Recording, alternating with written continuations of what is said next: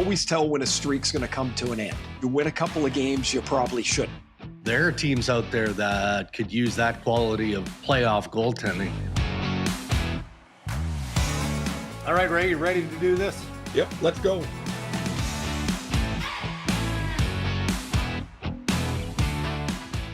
Powered by Rep Media in partnership with TSN, it is Season 7 of the Ray and Dregs Hockey Podcast, the playoff edition, presented by our title sponsor, Tim Hortons. The Tim's NHL Hockey Challenge is back with the Stanley Cup Playoffs edition. It's only in the Tim Hortons app. You can play for free, and you have the chance to win daily prizes for picking players who you think will score, plus a grand prize of $5,000. And Canadiens participating, try and keep a 7-day streak alive and win a free coffee or tea, if you prefer, for a solid week. All right, Ray, how are you? How was your evening, your off day in Colorado as you prepped for Game 2 of the Western Conference Final? Well, I didn't get a lot of prep done yesterday. Here's the best part about this time of the year, though. There really is no prep because the only game I'm worried about is the one I did a day and a half ago. And so, there's an off day. So I went and played golf yesterday. I played at Columbine Country Club, it's a different course than I play. Like the rough was really heavy and thick. I'm like, man, this is work. Because I didn't hit it in a fairway. I had, everybody knows what rental clubs are like, and it took me a few holes to dial that in. Then I went for dinner last night, so I had a good day. You remember Craig Cunningham? Good buddy of mine, Landon's great friend who went through all kinds of trials and tribulations and has come out on the other side. Just an amazing, amazing young man. And I had dinner with him last night, and he's a pro scout with Vegas, and nice. It's great to catch up. He's just an unbelievable story. If you don't know the story, go Google it. And Krager he's a pro hockey player, had a stroke in a game. And if not for the incredible good fortune of a Dr. Zane Calpe, who was living in Tucson, the place where Craig had his stroke, he saved his life. And it's just an incredible story. And Craig's an amazing, amazing person. So it was, it was great to catch up.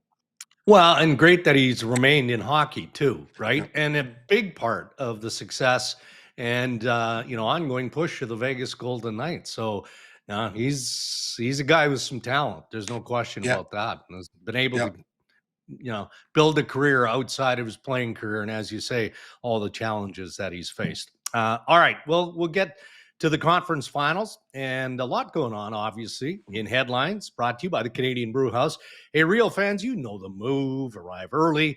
Happy hour at the Canadian Brew House, Monday to Saturday, 2 to 6 p.m., starting at $3.99. Canadian Brew House, your home for every puck drop, every goal, and every cheer. In their house is your arena. Okay, we will get to Vegas and Colorado in a few minutes. One game now played in each of the conference finals. Montreal and Vegas put their stake in the ground with wins in the openers.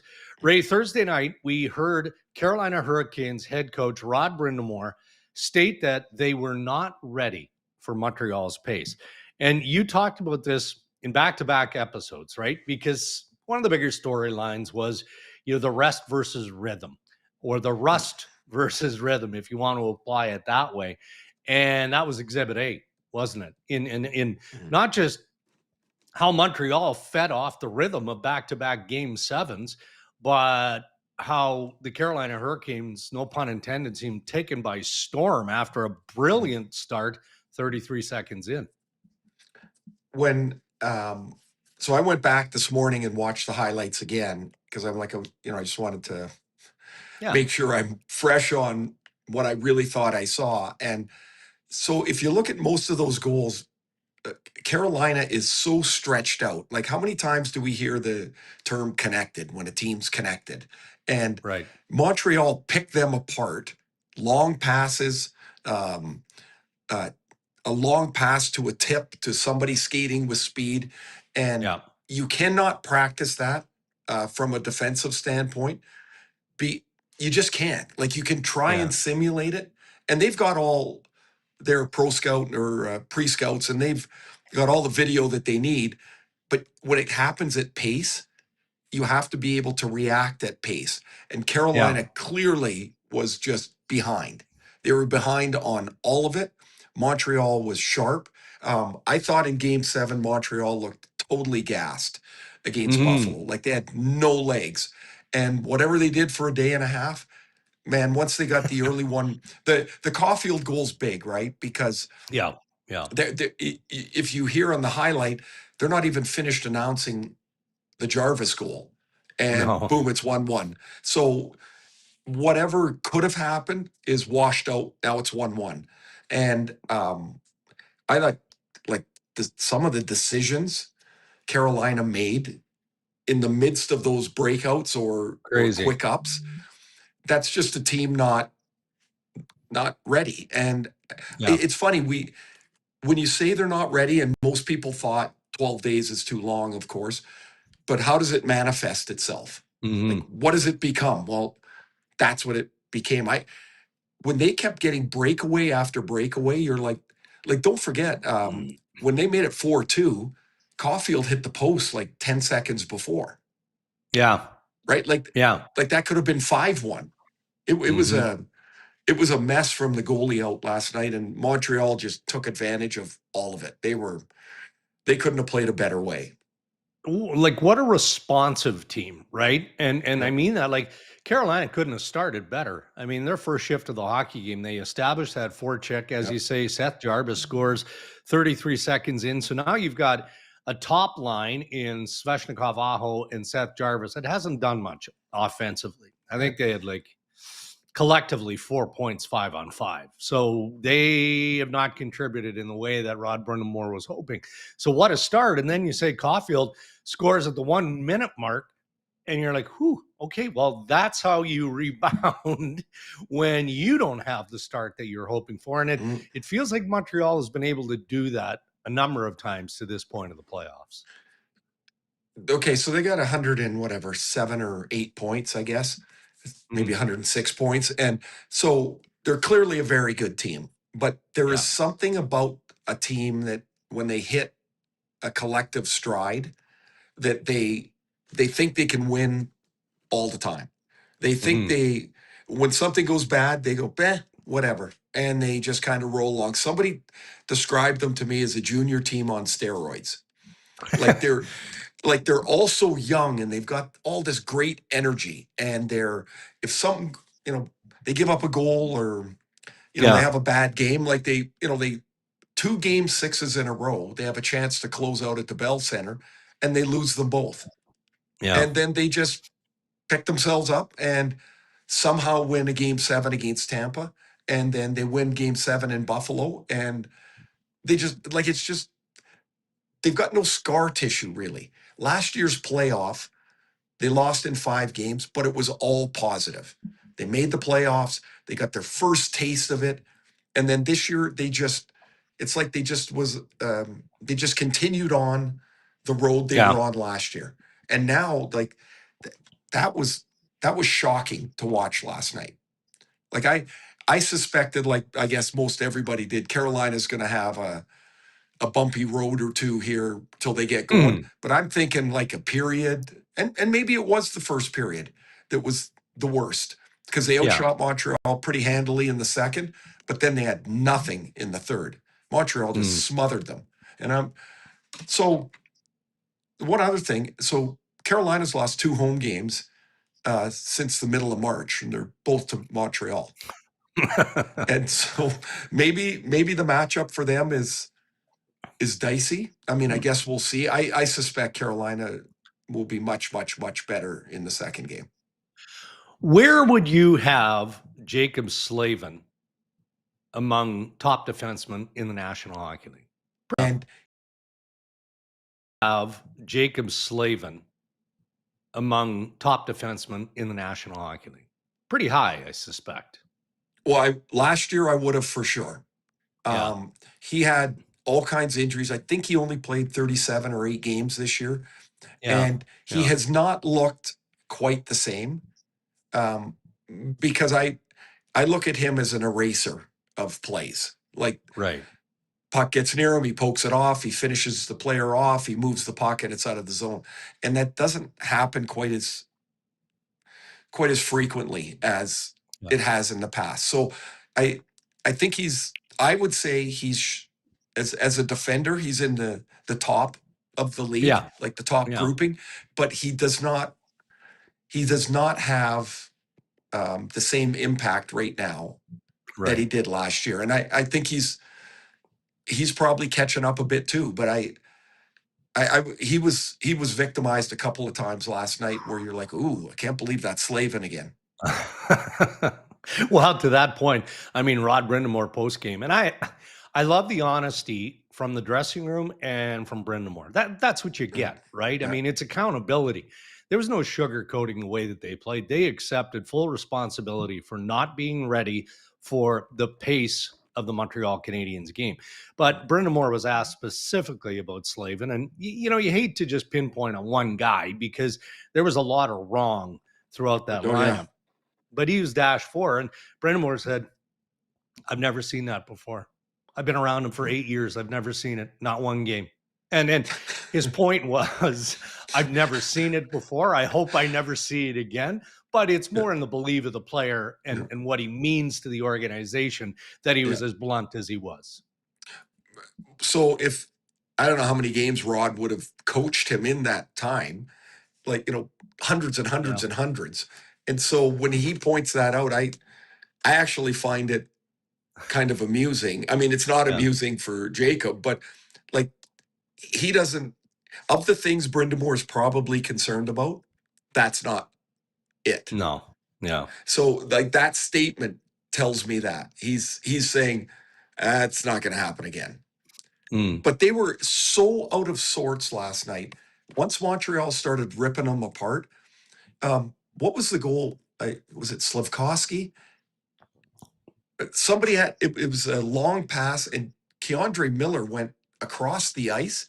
Yeah, it became a little chip pass into the middle. It was another breakaway. Forget if it was Slavkovsky or Danault. It was Danault, yeah. And you're like, what is that?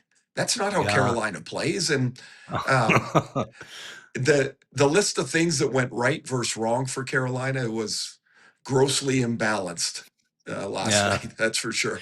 Even in that second period, which you talked about, where they're chasing the game, they're trying to just try and get something going. I think total Carolina had 82 shot attempts. Well, Montreal blocked 31 shots, but those numbers are pretty significant. But if you watch the game, you're like, I mean, Carolina was throwing a lot of pucks toward the net, but nothing seemed to get through. And it was almost like helter-skelter. Like, let's just try and get it there with numbers in front of Dobish and try and upset them. But sticks were in lanes, shots were going wide. Like, it didn't seem like there was any sort of, I don't know, like attention to the detail of getting that puck to the net. They were just firing from everywhere. But Dregs, I've done a lot of their games, and that is part of their detail, if that makes any sense. They will outshot attempt every team. That and it's not even a stat to look at as you would maybe in another game. Because part of their view is if you shoot it, and if I shoot it and you block it, that becomes a race to the loose puck. And they think they're gonna win more of those loose pucks. It's like, so now everybody reacts, and now they think that's when their attack can start. So it's shot, block. Like in this series, I'm going to say, I would guess Montreal will be way in front in block shots and way behind in shot attempts. And neither of those will have any factor in the big picture. Like that's just like today's Friday. Like that's a fact. Yeah. Those two things will happen, and the game will be played out and around it. It's just two different styles of the way coaches think the game can be created offensively. All right. It is Friday morning as we record this episode of Ray and Dregs. So we're going to shift to the Western Conference Final. But quick, do you have a Game 2 feel on Montreal, Carolina? I mean, Carolina has to be better, but is better enough if the Canadiens can duplicate the game that we saw in Game 1? Yeah, of course. I can't even imagine it'll look the same. Yeah. Like I just don't. I mean, Carolina was as bad as they could have been in almost every area, and that includes Freddie Andersen. Like he made a lot of those saves in the first two rounds, and every quality chance it seemed like it's going to be a one-on-one. Yeah. He got beat. Like he didn't stop any of them, and that's credit to Montreal too. But from him on out, I would suspect Carolina's going to be miles better, and the game will look different too because I don't think Montreal can look the same because they're not going to rip open Carolina as they did in the first game. It should be a tighter, fast game. Like I will say the difference in pace between Carolina Montreal to the Vegas Colorado game, it was on like, for those old enough to have records, they were on different speeds, man. Like it was shocking to go from game 7 of Buffalo and Colorado, or sorry, Buffalo and Montreal, to Colorado and Vegas. It was like, it was not even close. Okay, you're getting ready for game 2 tonight of the Avalanche and the Vegas Golden Knights. I mean, there are multiple layers to the different stories in the opener of the series, which Vegas, as we know, wins.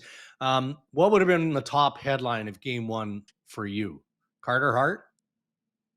I don't even know what's more impactful: Hart's performance, which was awesome, or Cale Makar not being there, and Colorado really struggled. It's amazing what one guy does, but when the one guy is of that level, maybe it's not as surprising. But Colorado couldn't get out of their end. They couldn't break out. Not only do you lose Makar and his 27, 28 minutes of that level play, somebody else has to play, of course, those minutes. So you lose Makar's abilities, but you also lose the ability he has to make other players better. So all of a sudden, the top pair is not Taves and Makar, it's Taves and Malinsky. Yeah.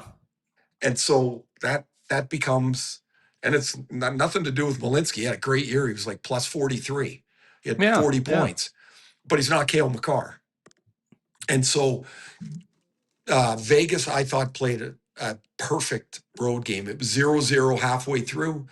They checked. They got great goaltending. Once they got one, they settled into that game. And, quietly, one of the better shooters in the league right now is Pavel Dorofeev. And he got another power play goal. And what a great play from Marner to set it up. And anytime Colorado got close, Hart made the key save that he had to make. 36 of them, I think, was the final total. Yeah. Just to revisit Cale Makar, and again, we're recording this Friday morning, so the news will be out eventually whether he's available for game 2 or not.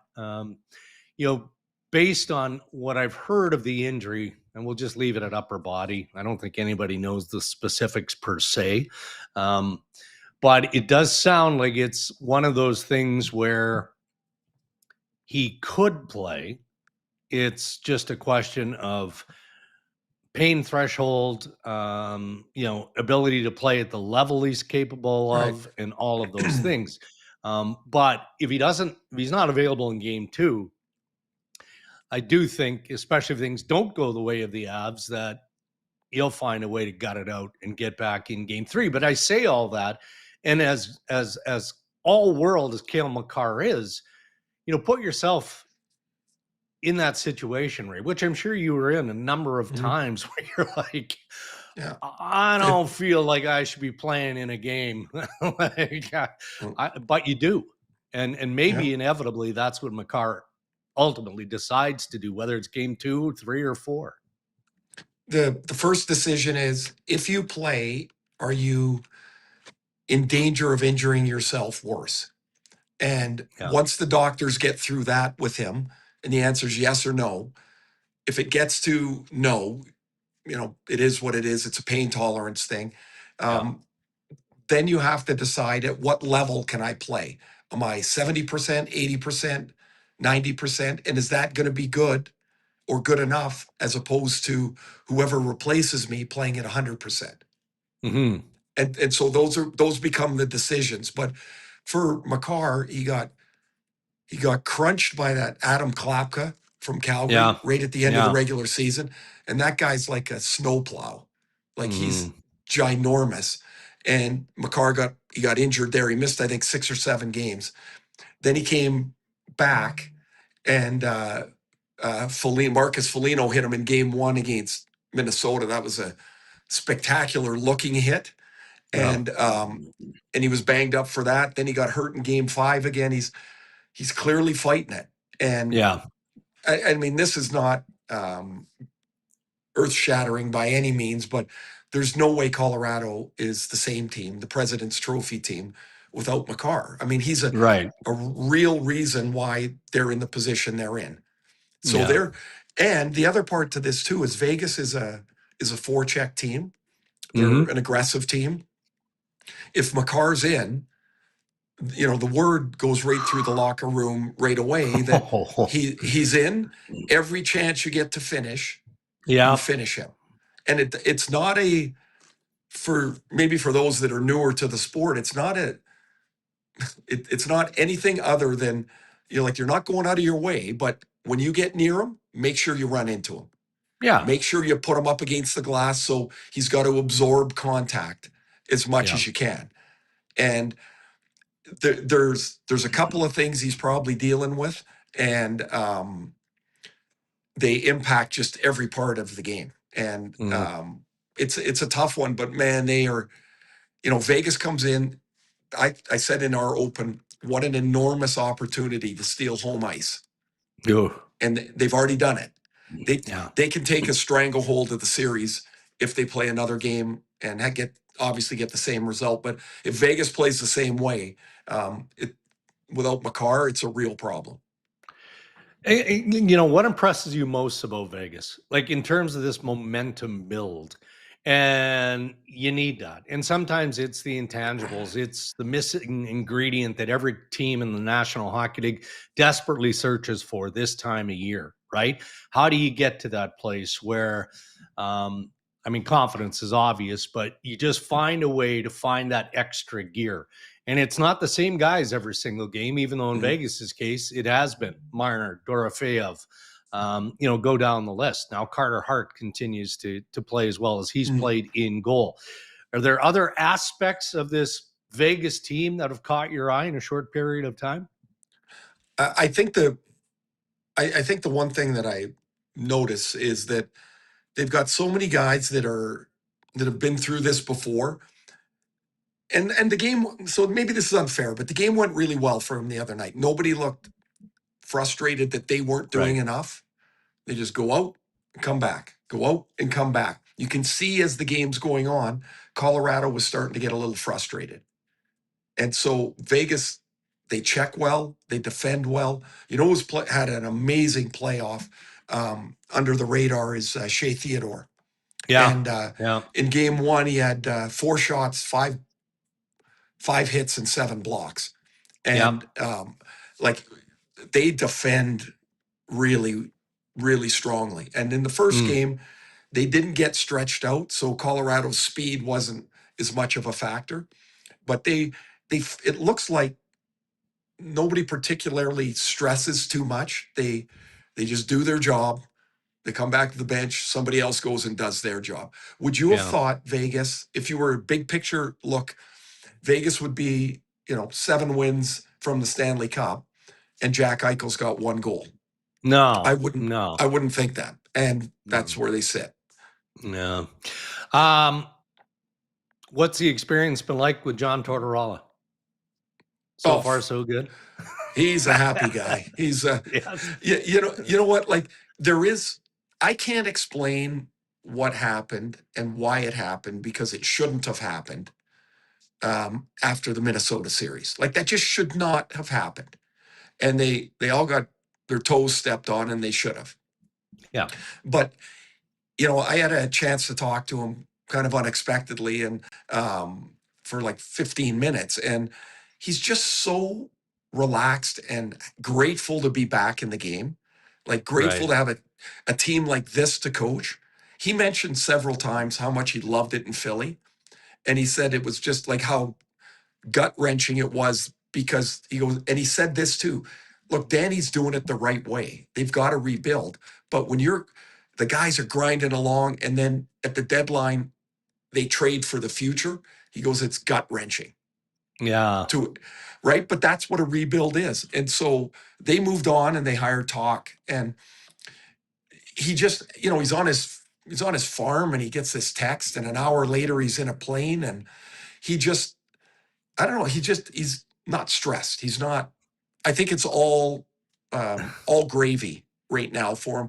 But I watched when the game started there. It's not like he's back there just watching the game. Like,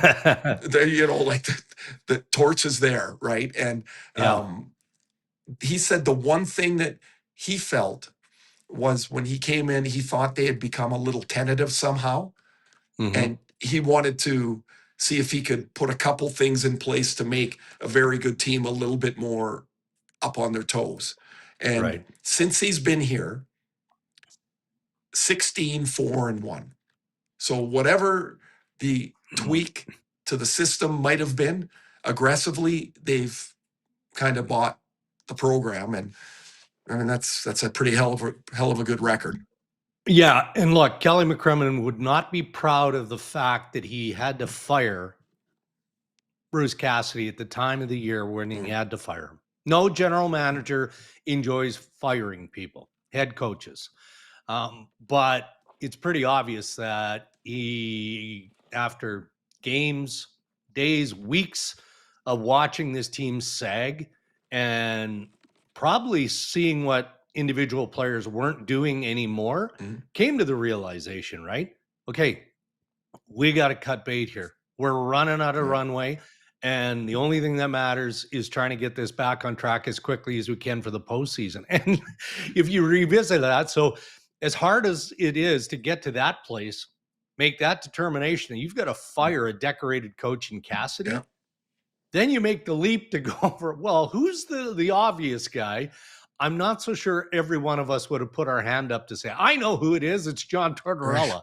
Like, I don't think that would have happened. So George McPhee and Cale Makar don't want the credit for that because there's blood on their hands in doing it. But now they look like geniuses. And Bruce Cassidy's a good coach. He's going to land in a good spot and he'll probably win again. But this is what good management groups do when they've got the support of ownership to make decisions like that time of year, right? Well, they are, if we don't know that they are ruthless in their pursuit of victory, like, we should know this. It's 9 years in, and they never stop trying to win. No. Never. Even at the deadline this year, they're not going along very well, and they trade for Cole Smith and Nick Dowd. And you're like, they're still trying to win. They're not in the position yet where they go, nah, we're just going to let it go till next year. 5 conference finals in 9 years. It's wild. And from the second they were christened a team, they knew the rules better than the other GMs, and they just, stampeded their way through the expansion process. They have been as sharp and ruthless and oh man, I mean, like, successful. I mean, it's an unprecedented first decade in existence for sure. Yeah. Admirable for sure. 100%. You might find it heavy-handed at time, but they're trying to win. They're trying to win. And they're like, Bruce Cassidy was unemployed and he's probably got 3 job offers already in theory, right? Yeah. People want him to coach. He's a terrific coach. I would say one of the best coaches in the game, one of the smartest guys, X's and O's in the game. And I've been told that several times by many different people. And they had to make a lousy decision. And now they're in the conference final, and it's turned out to be the right one again. And look, I mean, we'll move on here, but I said this on Overdrive, and more I'm digesting the position of the Vegas Golden Knights in not allowing Cassidy, not grant him permission to speak with the Oilers or the Los Angeles Kings. And it's all based on that same vein. Because look, they had a front row seat in watching Bruce Cassidy have the impact and influence that he had on the Vegas Golden Knights winning the Stanley Cup. Why would they want him to go to Edmonton when they control that process and probably will undoubtedly have to beat Vegas to perhaps win a Stanley Cup? So I don't feel sorry for Bruce. I mean, I don't. And I kind of appreciate, just the jam that Vegas has, because not many owners, Ray, you know this, including multi-billionaire owners, are willing to chew on $4.5 million to keep a guy away from another bench. It doesn't happen. It doesn't. It does not happen. It does not feel right to me. It does. It appears to be like if it was illegal, the league would have ruled on it. Correct. And so, but it doesn't, I don't know why, it just doesn't feel right. So, but again, they do things and they're like, we're trying to win. Yeah. In a sense, it also tells you what they think of Bruce Cassidy. Yes. Right. Yeah. Right. Like that supports my point on what he could do and what he did for them firsthand. Absolutely. One quick thought before we wrap up headlines here. So the Maple Leafs have started their process, and they're early in hiring a coach, early in the process in the sense that they're making their calls and having those interviews and the virtual interviews, nothing in person just yet. And it's a hard question for you to answer because we don't know what the roster is going to look like. But given the market, do they need an NHL experienced coach, or are they okay with an American League guy? I mean, the David Carl speculation's been out there. What do you see if the roster doesn't dramatically change? And you don't have to name names, but what type of coach is the best fit? I don't know, because I don't know what their plan is, for what their vision is for the next year or two. Right? Like that will be formulated at the draft. It will. And so, if they decide to try and move up and get another second round or first round pick, does that mean they're looking forward more down the road? Well, that would mean a younger guy to me. If they're trying to bring in immediate help and somehow think that they can get to the level of these other teams immediately, try and preserve Austin Matthews' desire to stay in Toronto, well, then maybe that's a more veteran coach. But I'll say this, you have to remember, when you say like an AHL coach, at one time, nobody knew who the hell John Cooper was. No, fair. He was an AHL coach. There are plenty of really good coaches that are outside the NHL. And there are plenty of good coaches that are assistant coaches that most of them we don't know anything about, other than they're the guy that stands to the left or the right of the head coach. Mm-hmm. So I would say it would be, you would really be shrinking your search if you said they had to have NHL experience. Now, if I'm hiring an AHL guy, I would like to have an experienced guy beside him to help with some of the pressures that will come in Toronto. But I would not be, if they're looking forward, which I think they should be, like I don't think they should be looking immediately. They should be looking forward. I wouldn't be locked into an NHL coach only.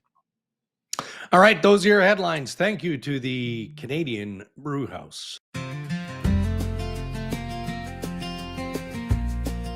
It feels like Tim Hortons has always been part of my routine, certainly as a dad, as a coach, or taking my kids to the early morning hockeys. Had to go through the drive-thru and get my cup of coffee and get the Timbits for the kids. Can I get a medium coffee with milk, please? Then even driving into studio now at TSN. If I don't go through the drive-thru, get my medium coffee with milk, I feel like my routine has been interrupted. Here's your coffee. Thank you. Have a great day, guys. You too.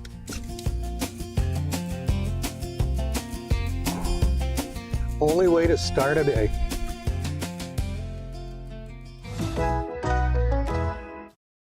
One of the favorite segments of the Rain Dregs Hockey Podcast is the Tim's Hockey Challenge. Who's it a favorite for? Well, not you, and evidently no longer me, because 0 for 3. Look at how smug. Look how smug he is coming in here.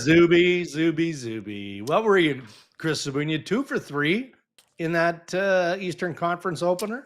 I did get 2. I got Philip Deneau and I got Uri Slavkovsky. So yeah, I had a night. But you know that Ray's calling it over, but we got a lot of runways still here. Oh no, we don't. Not the way this is going. This is like they're putting the election map up right now, and they're you know. I do have a question though. You know, when Drake's was reading the tagline, you know, and in Canada, 7 days in a row you get a free coffee. So Rashog must have a free bucket of coffee. Like he's 7 days in a row, isn't he? Yeah, of Ofer. Ryan Ofer Rashog. Yeah. I mean, he must be. They must be growing the beans in his backyard by this time. Like, we have to get Zuby, 7 in a row, right? Not just be satisfied. It's not a participation. Oh, I misheard that. I see. Although he has a collection of those from his youth, but that's fine too. So, Dregs, you never officially chimed in, though. I thought maybe you were saving a big reveal for this segment. No, sorry. All right, so I was fortunate to get a deuce there last night, pushed my total up to 7. Dregs, you're still in second. You got 4. Ray's in third. He's got 3. Rashog miraculously still with the donut. And but there's a game every night. You know, there's we're still in it, Ray. Game every night. We gotta remember to all play is the big thing. So I will continue with my daily reminder. And please, We'll see how it plays out. I'm happy with my performance last night, but I'm not doing a victory dance yet. Good for you. All right, Zuby. Thanks, brother. Yeah. It's Chris Sabunia wrapping up our Tim's Hockey Challenge for another week. Looking forward to the prognosticating we need to do going into the weekend. Yep. So we got to get you out the door. You're heading over to morning skate, get fired up for game 2. Yep. Yeah, we'll see. We'll get a quick look, see at Cale Makar skating, which he will be. But what the next step will be? How about Jared Bednar the other day? There, someone says, "Is Cale a possibility for game 1?" No. Like he doesn't fool around. We're not this game time stuff, right? And he's not. I quite like that. So we'll get a look this morning, and clearly an enormous game for Colorado. Yeah. All right, buddy. We'll be watching, we'll be listening, and looking forward to the next edition of Rain Dregs early in the week. Yeah, the series will change a great deal in the next couple of days, both in Carolina and here in Denver. So we'll see you over the weekend. Everybody have a great weekend. Dregs, thanks, man, and thanks for listening, everybody. Yep, Steve Travels, right. And thank you to our sponsors who continue to support Rain Dregs. Our title sponsor, Tim Hortons, thank you. Thank you to the Canadian Brewhouse as well. Until next time, have a great weekend. Stay safe, everybody.